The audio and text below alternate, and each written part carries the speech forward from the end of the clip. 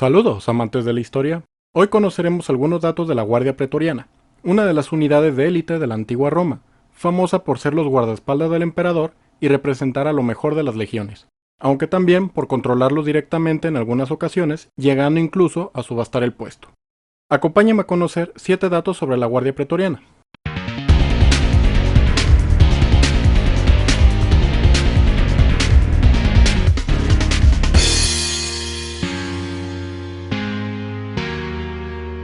El origen. La Guardia Pretoriana fue la formalización de una práctica que ya era antigua desde tiempos de la República Romana. En aquellos días, estos guardaespaldas protegían a las autoridades senatoriales encargadas de dirigir ejércitos. Personajes como los escipiones llegaron a contar con este tipo de escoltas, aunque fue con la instauración del Imperio Romano que Octavio Augusto formalizó este cuerpo con la creación de la Guardia Pretoriana.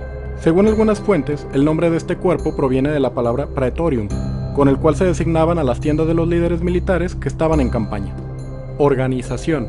Inicialmente Augusto organizó a los pretorianos en 9 cohortes, aunque con el paso de los años estas llegaron a incrementarse hasta 10 durante el tiempo de Septimio Severo. El número aproximado que cada cohorte albergó es tema de debate, además de que estas unidades sufrieron cambios con el tiempo. Se estima que hubo entre 500 y 1000 soldados por cada una. Entre sus autoridades destaca la figura del prefecto del pretorio, el cual estaba al mando de la guardia y respondía directamente al emperador. En cuanto a la simbología, esta cambió con el tiempo, aunque el escorpión fue una de las primeras que tuvo la guardia, y se considera como una de las más representativas. Aunque la mayor parte de la guardia pertenecía a la infantería, también existieron unidades de caballería entre sus filas.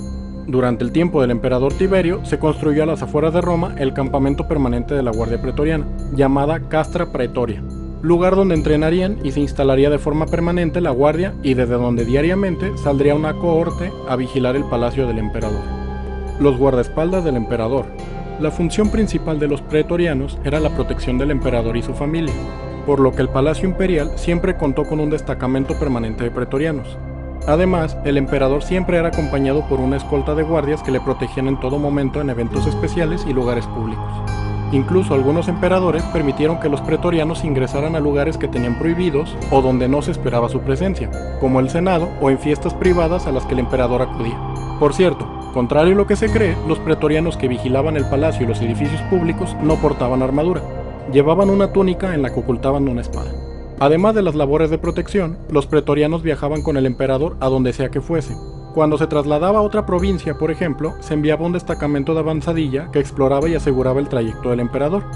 De igual modo, si el emperador dirigía a su ejército en el campo de batalla, los pretorianos tomaban parte en la misma. Incluso la guardia acompañaba al emperador en su último viaje, fungiendo como escolta en su cortejo fúnebre. La protección no solo incluía la salvaguarda física, sino que implicaba también otros ámbitos. Los pretorianos se encargaban de mantener una red de espionaje al interior de Roma, para conocer los posibles complots que hubiera en contra del emperador o de su autoridad. Aparte de fungir como guardaespaldas, los pretorianos se encargaban de la seguridad pública de Roma o de la ciudad en que se encontrase el emperador, además de apoyar en el combate contra incendios y la represión de rebeliones. ¿Quiénes eran pretorianos? Aunque es de sobra conocido el hecho de que los mejores soldados de las legiones conformaban el cuerpo de pretorianos, esto no siempre fue así. Augusto reclutó de las provincias del imperio a personas de origen civil que reunieran los requisitos para entrar a la guardia. Fue tras las reformas de Septimio Severo que los legionarios veteranos pasaron a conformar parte integral de la Guardia Pretoriana. Para convertirse en pretoriano, el interesado debía ser ciudadano romano, poseer una excelente forma física y tener una estatura superior al 1,75. Si el interesado cumplía con los requisitos físicos y legales, aún debía presentar unas cartas de recomendación que le otorgaran la aceptación. Dado que pertenecer a la Guardia del Emperador era considerado un gran honor y representaba un importante prestigio político, muchos de sus integrantes eran veteranos de guerra o personas con influencias políticas. Los privilegios de ser pretoriano. Como la Guardia Pretoriana era una unidad de élite, dicho estatus se mostraba de distintas formas. Aunque su equipo era similar al del resto de legionarios, tuvieron una serie de elementos que los distinguía del resto de soldados. Además de la ya mencionada figura del escorpión, solían llevar símbolos específicos de su unidad en los escudos. Por otra parte, ser pretoriano significaba una serie de privilegios como un sueldo mayor que el del legionario promedio. A fines del gobierno de Augusto, un soldado común poseía un sueldo de 900 estercios anuales, mientras que el de un pretoriano ascendía a 3000. Además del sueldo, los pretorianos no tenían que pagar por su equipo, ni pagar por el trigo que consumían en Roma, y en el caso de la caballería, se les otorgaba también el caballo y el alimento para este. En lo judicial, podían ser procesados dentro de su campamento y si ellos eran los demandantes, gozaban de un juicio más rápido. Otra ventaja era el tiempo de servicio que debían prestar para obtener los beneficios de la jubilación. Mientras que los legionarios debían hacerlo por al menos 20 años, los pretorianos solo lo hacían por 16.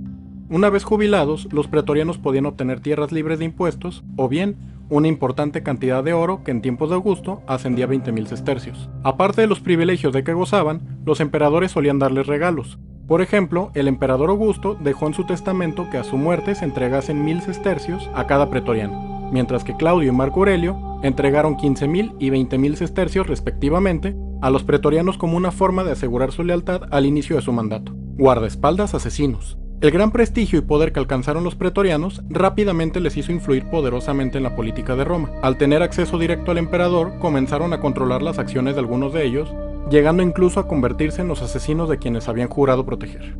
Ya fuese por sobornos o luchas de intereses, lo cierto es que a lo largo de la historia del Imperio Romano, muchos emperadores fueron asesinados o depuestos por la Guardia Pretoriana, entre ellos Calígula y Cómodo, aunque se sabe que tuvieron parte de responsabilidad en la muerte de Nerón. Los excesos de la Guardia llegaron a su punto máximo cuando en el año 193 de nuestra era, los pretorianos subastaron el puesto de emperador, y aunque Septimio Severo consiguió frenar a los pretorianos con su sustitución por legionarios leales, estos continuaron quitando y poniendo emperadores en los años siguientes. El fin de los pretorianos. Con todo y sus problemas, la Guardia Pretoriana existió por más de 300 años, aunque cada vez era más un problema que una ventaja para los emperadores. Su final llegó a inicios del siglo IV de nuestra era, cuando los pretorianos tomaron partido por Magencio en sus luchas por el control del imperio.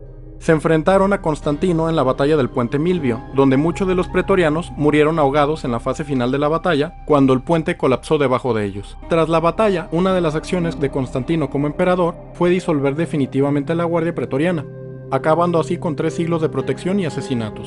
Si te gustó mi trabajo, te invito a que me apoyes con tu like y un comentario, o compartiendo este video para que llegue a más personas.